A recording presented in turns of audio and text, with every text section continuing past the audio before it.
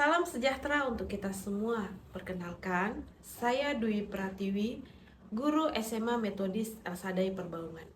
Pada kesempatan kali ini, izinkan saya menyampaikan praktik baik pembelajaran yang sudah saya lakukan bersama siswa-siswi saya di kelas 10A tahun ajaran 2023-2024. Kita seringkali menyalahartikan bahwa memberikan akses pendidikan yang seimbang kepada siswa, itu berarti semua siswa akan mendapatkan sumber belajar dan proses pembelajaran yang sama persis. Ini kurang tepat. Pembelajaran berdiferensiasi menyadari akan hal itu, bahwa semua siswa tidaklah sama. Sehingga kita perlu memberikan akses belajar yang seimbang, dalam arti memberikan sumber belajar, proses pembelajaran, bahkan dukungan sesuai dengan karakteristik dan keunikannya masing-masing.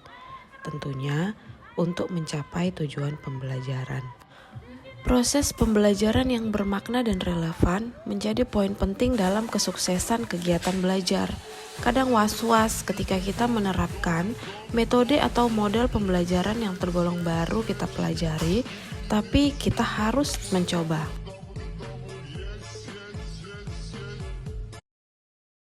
Hal pertama yang saya upayakan dan saya lakukan adalah dengan menciptakan suasana kelas yang nyaman dan representatif bagi murid-murid saya. Langkah yang saya lakukan pertama kali adalah menjalin kedekatan spiritual dengan murid-murid saya melalui pembiasaan pagi seperti berdoa sebelum memulai pembelajaran.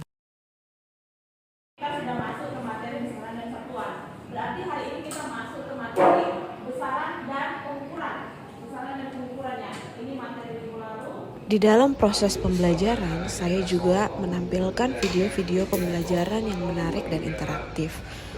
Tujuannya agar anak-anak bisa semakin tertarik mempelajari materi-materi yang saya bawakan dan juga tidak terkesan kaku dan membosankan, sehingga kelas menjadi riang, gembira, dan merasa senang.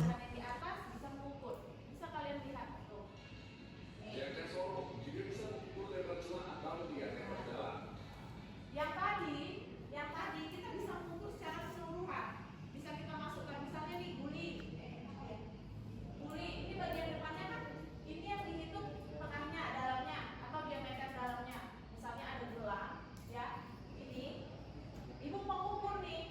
Terkadang kan kita setelah menjelaskan beberapa bagian materi yang menurut saya harus saya jelaskan, tidak lupa juga saya membagi mereka di dalam kelompok kerja untuk mendiskusikan LKPD. Pembagian kelompok diurutkan sesuai minat dan bakat siswa, di mana mereka akan terbagi menjadi kelompok-kelompok belajar sesuai dengan karakter masing-masing. Dan mereka sangat senang dalam menjalankan aktivitas mereka di dalam kelompok masing-masing. Setiap kelompok turut aktif dan juga saling mengisi satu sama lain, dan tidak juga lupa dalam penggunaan teknologi untuk memudahkan mereka mencari informasi. Setelah diskusi selesai, maka mereka akan mengirimkan hasil diskusi mereka ke dalam Padlet ataupun Google Classroom yang telah saya sediakan sebelumnya. Dan mereka berusaha untuk secepat mungkin mengirimkan tugas-tugas tersebut agar bisa dinilai oleh saya.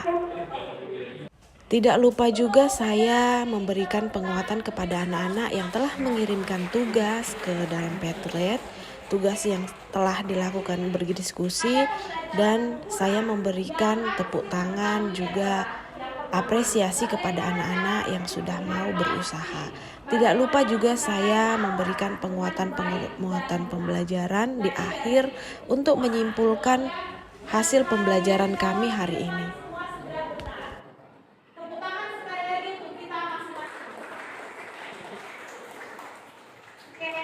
Sekian pembelajaran dari Miss Ara. Minggu depan kita akan masuk ke praktikum menggunakan mikrometer dan diapasor. Terima kasih. Senang dalam pembelajaran fisika karena dipadukan dengan beberapa video yang sangat menarik, ya kan? Iya, menarik banget, dan videonya juga mudah dipahami. Dengan menggunakan teknologi teknologi, kita jadi gampang untuk mengirimkan tugas dan menjadi tertarik untuk belajar fisika melalui aplikasi-aplikasi yang udah dikasih tahu sama Miss Dwi.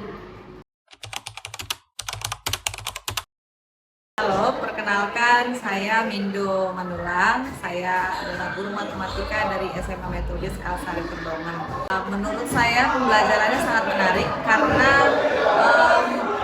mengundang anak-anak untuk lebih tertarik lagi belajar dan kemudian sesuai dengan perkembangan teknologi saat ini. Anak-anak lebih simpel untuk mengirimkan tugasnya, misalnya menggunakan seperti yang diberikan oleh Budi, menggunakan Padlet, kemudian memanfaatkan Google Classroom. Jadi karena sekarang adalah sistem teknologi, anak-anak lebih menyukai pembelajaran tersebut. Nah, saya sebagai guru matematika, saya sangat tertarik dengan pembelajaran yang disampaikan oleh Ibu Dwi dan kemungkinan saya akan mengikuti jejaknya. Sekian pendapat dari saya. Terima kasih.